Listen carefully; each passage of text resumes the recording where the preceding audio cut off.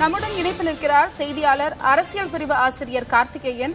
கார்த்திகேயன், தற்பொழுது நாடாளுமன்ற தேர்தலில் போட்டி இல்லை என்று விஜய் ஒரு அறிவிப்பை வெளியிட்டிருக்கிறார். அவருடைய கட்சியின் பெயரும் அறிவிக்கப்பட்டுள்ளது. இது குறித்த கூடுதல் விவரம் என்ன? 2009ஆம் ஆண்டிலிருந்து எதிர்பார்க்கப்படுகிறார் நடிகர் விஜய் நேரடி அரசியலுக்கு வருவார், கட்சி தொடங்குவார் அப்படின்னு. காவலன் திரைப்படம் அப்படிங்கறதான் பிரச்சனை. 2010 பிரச்சனை ஆச்சு. அதிலிருந்தே எதிர்பார்ப்பு இருந்துட்டே இருந்தது. இந்த முறை வருவார், அந்த முறை வருவார் அப்படின்னு. எப்படி ரஜினிக்கான எதிர்பார்ப்பு இருந்ததோ அதே அளவுக்கான எதிர்பார்ப்பு நடிகர் விஜய்க்கும் இருந்தது. ஆனால் விஜய் அதிகாரப்பூர்வமாக கட்சி அறிவித்திருக்கிறார். தமிழக வெற்றி கழகம் அப்படின்னு அறிவித்திருக்கிறார். ஒரு அறிக்கையும் கொடுத்திருக்கிறாங்க அவங்க தரப்புல. அவர் பெயரிட்டு தான் அந்த அறிக்கையும் வந்திருக்கு. ரொம்ப முக்கியமாக 2 செய்திகள் நாம் இதில் பார்க்க முடியும். ஒன்று, 2024 நாடாளுமன்ற தேர்தலில் போட்டி இல்லை தமிழக வெற்றி கழகம் அப்படின்ற ஒரு முடிவை எடுத்திருக்கிறார்கள். 2026 சட்டமன்ற தேர்தலில் போட்டி அப்படின்ற முடிவையும் எடுத்திருக்கிறார்கள். அரசியல் ரீதியாக ரொம்ப நுட்பமாக யோசித்து எடுக்கப்பட்ட முடிவாக இதை நம்ம பார்க்க முடியும். அதற்கான விளக்கத்தையும் அவங்க தரப்பிலேயே கொடுத்திருக்கிறாங்க. இடைப்பட்ட காலத்தில், அதாவது 2024 இப்ப கட்சி தொடங்குறதிலிருந்து 2026 சட்டமன்ற தேர்தல் வரைக்குமான அந்த இடைப்பட்ட காலத்தில் எமது கட்சியின் தொண்டர்களை அரசியல் மயப்படுத்தி அமைப்பு ரீதியாக அவர்களை தயார் நிலைக்கு கொண்டு வரும் பணிகளும், கட்சியின் சட்ட விதிகளுக்கு உட்பட்டு ஜனநாயக முறையில் பொறுப்பாளர்களை தேர்ந்தெடுத்து உள்கட்டமைப்பை வலுப்படுத்தும் பணிகளும் தீவிரமாக செயல்படுத்தப்படும். தேர்தல் ஆணையத்துடைய அங்கீகாரம் மற்றும் கட்சி விரிவாக்க பணிகளுக்கு தேவையான கால அவகாசத்தை கணக்கில் கொண்டே தற்போது எமது கட்சி பதிவிற்காக விண்ணப்பம் செய்யப்பட்டிருக்கு. இந்த 2 வருட காலத்திற்குள்ளாக கட்சி நிர்வாகிகளை அரசியல் மயப்படுத்தி தேர்தலை சந்திப்பதற்கு ஏதுவாக அவங்களை தயார்படுத்தணும் அப்படின்றாரு. அரசியல் மயப்படுத்திங்கிற வாக்கியம் ரொம்ப முக்கியமானது. அடுத்தது 2024 தேர்தலில் போட்டி இல்லை அப்படின்றது மட்டும் அவங்க முடிவாக இல்லை. 2024 நாடாளுமன்ற தேர்தலில் நாம் போட்டியிடுவதில்லை என்றும் எந்த கட்சிக்கும் நம் ஆதரவு இல்லை என்றும் பொதுக்குழு மற்றும் செயற்குழுவில் முடிவெடுக்கப்பட்டுள்ளது என்பதையும் தாழ்மையுடன் இங்கு தெரிவித்துக் கொள்கிறேன் அப்படின்னு விஜய் கையெழுத்திட்டிருக்கிறாரு. தமிழக வெற்றி கழகத்துடைய தலைவர் அப்படின்னு போட்டு அவருடைய கையொப்பம் இருக்கு.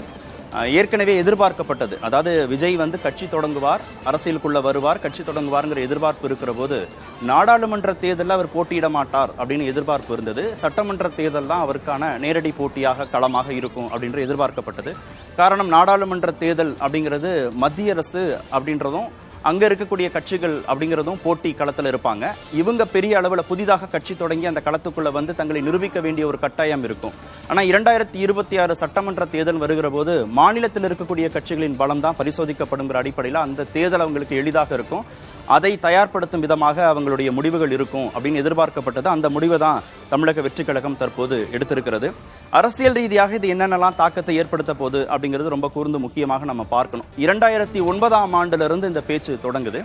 2009ஆம் ஆண்டுல தான் அவருக்கான அந்த அரசியல் பயணம் தொடங்குகிறது. அதற்கப்புறம் ஒவ்வொரு முறையும் திரைப்படங்கள் வருகிற போதெல்லாம் சிக்கல் இருந்தது. 2009 ஜூலை 26ஆம் தேதி என்று அவர் தன்னுடைய ரசிகர் மன்றங்களை மக்கள் இயக்கம் அப்படிங்கிற பெயர் மாற்றத்தோடு மாத்துறாரு. உழைத்திடு உயர்ந்திடு உன்னால் முடியும் அப்படிங்கிற வாசகத்தோடு கொடியையும் அறிவிக்கிறார். இது 2009ஆம் ஆண்டு நடக்குது. அது வரைக்கும் நற்பணி மன்றமாக இருந்தது, ரசிகர் மன்றமாக இருந்த அந்த அமைப்பெல்லாம் மக்கள் இயக்கமாக மாத்துறாங்க. அதுக்கான ஒரு கொடியையும் மாத்துறாங்க. இதுதான் சிக்கலுக்கான தொடக்க புள்ளி. அதிலிருந்து ஒவ்வொரு படிநிலையாக நம்ம பார்க்கிற போது பார்த்தோம்னா அந்த அறிவிப்புக்கு பிறகு விஜய் தன் பக்கம் இழுக்கணும் அப்படிங்கிறத ஒவ்வொரு கட்சிகளும் முயற்சி பண்றாங்க. ரொம்ப முக்கியமா அவர் ராகுல் காந்தியோட ஒரு சந்திப்பை நடத்துறார். இந்த மாற்றத்திற்கு பிறகு ராகுல் காந்தியோட ஒரு சந்திப்பை நடத்துறாரு. 2010 காவலன் திரைப்படம் வெளியாகுது.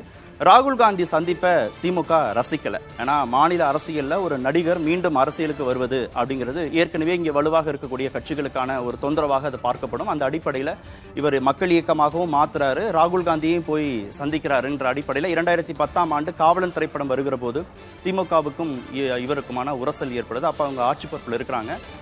படம் வெளியான தேதி அப்படிதான் குறிக்கப்பட்டும் கூட அந்த தேதியில் அது வெளியாகல. அது அந்த படம் தள்ளி வெளியாகுது. அதுதான் பிரச்சனை. அப்போ ஊடகங்கள்ல அவருடைய பேட்டிகள்லாம் ஒளிபரப்பாகிற போது அவரிடம் கேட்கப்பட்ட கடைசி கேள்வி, அந்த சமயத்தில் கேட்கப்பட்ட கேள்வி, அரசியலுக்கு வருவீர்களா, அந்த எதிர்பார்ப்பு இருக்கா உங்களுக்கு அப்படின்னா, மக்கள் ஒருவேளை எதிர்பார்த்தாங்கன்னா 2009 அவர் கொடுத்த பேட்டியுடைய சாராம்சத்தை நான் சொல்றேன். மக்கள் எதிர்பார்க்கிறாங்க, அதுதான் அவங்களுடைய விருப்பமாக இருக்கு. ஏன்னா நான் இவ்வளவு நாட்கள் உழைத்து படிப்படியாக நான் மேலே வந்ததுக்கு மக்கள் காரணம். ஒருவேளை நான் அரசியலுக்கு வருவதும் மக்களுடைய விருப்பமாக இருந்தால் அதை யாராலும் தடுக்க முடியாது, நான் தைரியமாக துணிச்சலாக அந்த முடிவை எடுப்பேன் அப்படின்னு 2009ஆம் ஆண்டு காவலன் திரைப்படம் பிரச்சனைக்கு பிறகு அவர் கொடுக்கக்கூடிய ஊடக பேட்டியில் அவர் இதை சொல்றாரு. அந்த அடிப்படையில் ஒரு 15 ஆண்டு காலத்திற்கு பிறகு அவர் அரசியல் கட்சி தொடங்கி இருக்கிறார், பெயர் சூட்டி இருக்கிறார். 2024 சட்டமன்ற தேர்தலில் போட்டி அப்படின்னு தன் கட்சியினருக்கான வாய்ப்பையும் அவர் வழங்கி இருக்கிறார். அதை பார்க்கணும். 2010 திமுகவுடனான முரண்பாட்டுக்கு பிறகு அவங்க அப்பா திரு எஸ். சந்திரசேகர் 2011 சட்டமன்ற தேர்தல் நெருங்குற சமயத்தில் அவர் போய் அங்க அதிமுக ஆதரவுங்கிற ஒரு நிலைப்பாடு எடுக்கிறாரு. முன்னாள் முதல்வர் ஜெயலலிதாவை பார்த்து சட்டமன்ற தேர்தலில் சில இடங்கள்ல விஜய் மக்கள் இயக்கம் அதிமுகவுக்கு ஆதரவு கொடுக்கும் அப்படின்ற நிலைப்பாட்டை எடுத்த பிறகு 2011 சட்டமன்ற தேர்தல் முடிவுலாம் ஜெயலலிதா ஆட்சி பொறுப்புக்கெல்லாம் வந்த பிறகு முதலமைச்சரை போய் அவங்க சந்திச்செல்லாம் வாழ்த்தெல்லாம் தெரிவிக்கிறாங்க. அப்போ திரு எஸ். சந்திரசேகர் பேசின ஒரு வார்த்தை ரொம்ப முக்கியமானது செய்தியாளர்கள் பேட்டியில். அதாவது ராமாயணத்துல ராமருக்கு அணில் உதவியது போல நாங்க அதிமுக வெற்றிக்கு உதவி செய்தோம் அப்படிங்கிறது அவருடைய செய்தியாளர் பேட்டியில சொன்ன வாக்கியம். அதுதான் அதிமுகவுக்கும் ஜெயலலிதாவுக்கும் இவருக்குமான அந்த உரசலை ஆரம்பித்தது. 2011 அதிமுக சட்டமன்ற தேர்தலை வெற்றி பெறுவதற்கு தங்களுடைய பங்களிப்பும் இருந்தது அப்படின்னு திரு எஸ். சந்திரசேகர் சொன்னதுதான் பிரச்சனைக்கான தொடக்கமா இருந்தது. ஏன்னா அந்த முறை தேமுதிகவும் அதிமுக கூட்டணியில இணைந்து போட்டியிட்டார்கள். சட்டமன்றத்தில் பேருந்து கட்டணம் உயர்வு உள்ளிட்ட பிரச்சனைகளால தேமுதிகவுக்கும் ஜெயலலிதாவுக்கும் இடையே காரசாரமான விவாதங்கள் நடைபெற்றதால் நம்ம பார்த்தோம். அவங்க தேர்தலில் அவங்களுக்கு வாய்ப்பு கொடுத்ததே நான் வெட்கமாக கருதுகிறேன். இனிமேல் எந்த காலத்திலும் தேமுதிகவுடனான கூட்டணி இல்லைன்னா ஜெயலலிதா அந்த முறை அறிவித்தார்கள். அதே சமயத்தில் தன்னுடைய பங்களிப்பும் இருந்தது அதிமுகவுடைய வெற்றிக்கு அப்படின்னு விஜயுடைய அப்பா சொன்னதை ஜெயலலிதா அந்த அளவுக்கு ரசிக்கல. அதற்கப்புறம் வெளியான திரைப்படங்கள் தொடர்பான நிலைப்பாடுகள்லாம் நமக்கு தெரியும். தலைவா திரைப்படம் வெளியான சமயங்கள்லாம் அதற்கான வெளியீட்டு நேரங்களில் கடுமையான பிரச்சனைகள் வந்தது.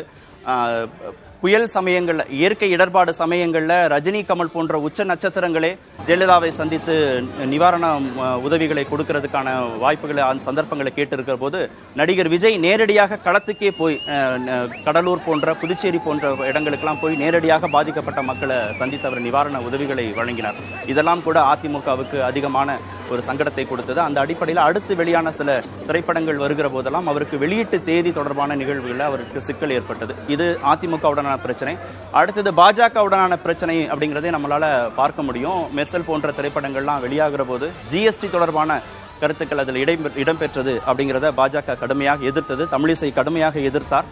மத்திய அரசு திட்டங்களை இவங்க விமர்சிக்கிறாங்க அப்படின்ற அடிப்படையில் அது மாதிரி திமுக தொடங்கி அதிமுக தொடங்கி பாஜக வரைக்கும் பல நிலைகளில் அவருக்கு அந்த ஆளும் கட்சியாக இருக்கிற போதெல்லாம் நடிகர் விஜய்க்கு பிரச்சனைகள் வந்தது அப்படிங்கிறத சுட்டிக்காட்ட தான் நான் இந்த கடந்த கால பதிவுகளை சொன்னேன். சினிமாவிலிருந்து விலகுகிறார் நடிகர் விஜய்.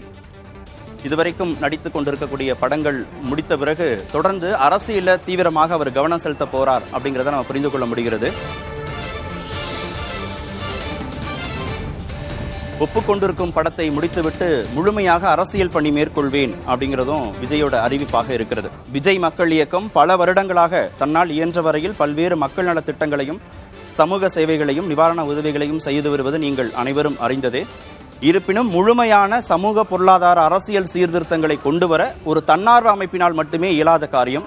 அதற்கு அரசியல் அதிகாரம் தேவைப்படுகிறது அப்படின்னு தான் அவர் அறிக்கையை தொடங்கி இருக்கிறார்.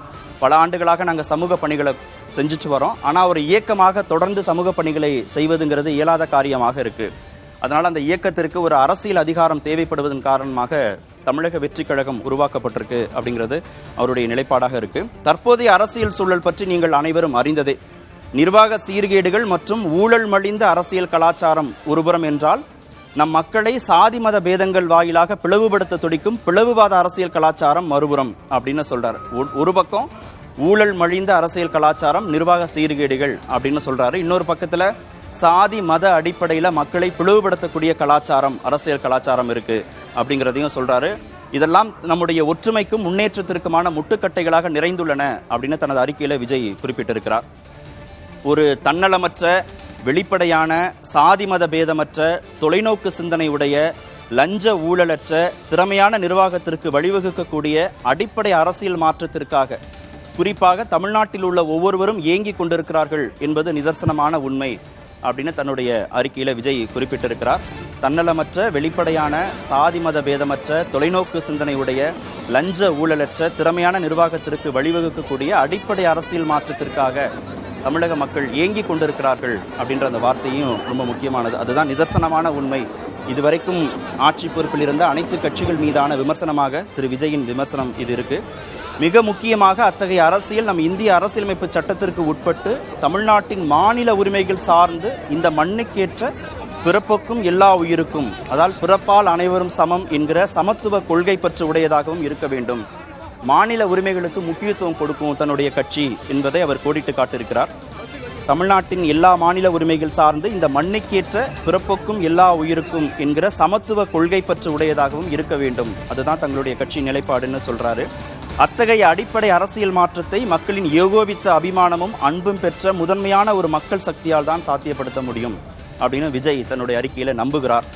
இந்த நிலையில் என்னுடைய தாய் தந்தைக்கு அடுத்து எனது பெயர், புகழ் மற்றும் எல்லாமும் கொடுத்த தமிழ்நாட்டு மக்களுக்கும் தமிழ் சமுதாயத்திற்கும் என்னால் முடிந்தவரையில் இன்னும் முழுமையாக உதவ வேண்டும் என்பதே எனது நீண்டகால எண்ணம் மற்றும் விருப்பம்.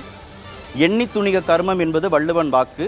அதன்படியே தமிழக வெற்றி கழகம் என்கிற பெயரில் எமது தலைமையிலான அரசியல் கட்சி துவங்கப்பட்டு இந்திய தலைமை தேர்தல் ஆணையத்தில் பதிவு செய்ய எமது கட்சியின் சார்பில் இன்று விண்ணப்பம் செய்யப்பட்டுள்ளது. முன்னதாக 25/1/2024 அன்று சென்னையில் நடைபெற்ற மாநில பொதுக்குழு மற்றும் செயற்குழு கூட்டத்தில் கட்சியின் தலைவர் மற்றும் தலைமைச் செயலக நிர்வாகிகள் தேர்ந்தெடுக்கப்பட்டு கட்சியின் அரசியலமைப்பு சட்டம் மற்றும் சட்ட விதிகள் பைலா முறைப்படி ஒப்புதல் வழங்கப்பட்டு அனைத்து பொதுக்குழு உறுப்பினர்களால் ஏற்றுக்கொள்ளப்பட்டது அப்படின்னு ஏற்கனவே இந்த கூட்டம் நடந்து கட்சியின் தலைவர், தலைமைச் செயலக நிர்வாகிகள் எல்லாரும் தேர்ந்தெடுக்கப்பட்டிருக்கிறார்கள். கட்சிக்கான பைலாவும் உருவாக்கப்பட்டிருக்கு, உட்கட்சி விதிகளும் உருவாக்கப்பட்டிருப்பதாக அவர் குறிப்பிட்டிருக்கிறார். அடுத்து முக்கியமான பகுதிக்கு வரார். 2026 சட்டமன்ற தேர்தலில் போட்டியிட்டு வெற்றி பெற்று மக்கள் விரும்பும் அடிப்படை அரசியல் மாற்றத்திற்கு வழிவகுப்பதுதான் நமது இலக்கு. தேர்தல் ஆணையத்துடைய அங்கீகாரம் பெற்ற பிறகு வரக்கூடிய நாடாளுமன்ற தேர்தல் முடிந்தவுடன் தமிழ்நாடு சார்ந்த கொள்கைகளின் வெற்றிக்கும் தமிழ்நாட்டு மக்களின் உயர்வுக்குமான எமது கட்சியின் கொள்கைகள், கோட்பாடுகள், கொடி, சின்ன மற்றும் செயல் திட்டங்களை முன்வைத்து மக்கள் சந்திப்பு நிகழ்வுகளுடன் தமிழ்நாட்டு மக்களுக்கான தமது அரசியல் பயணம் துவங்கும். நாடாளுமன்ற தேர்தலுக்கு பிறகு கட்சியுடைய கொடி, சின்னம், கோட்பாடு, கொள்கை, செயல் திட்டங்கள் இதெல்லாம் முன்வைத்து மக்களை சந்திக்க போகிறார் நடிகர் விஜய். இடைப்பட்ட காலத்தில் அரசியல் ரீதியாக கட்சியினை தயார்படுத்துவதற்கு இந்த கால அவகாசம் தேவை அப்படிங்கிறதும் விஜய் குறிப்பிட்டிருக்கிறார். அரசியல் கட்சி தொடங்கியிருக்கிறார். தமிழக வெற்றி கழகம் என்று தொடங்கியிருக்கிறார் நடிகர் விஜய்.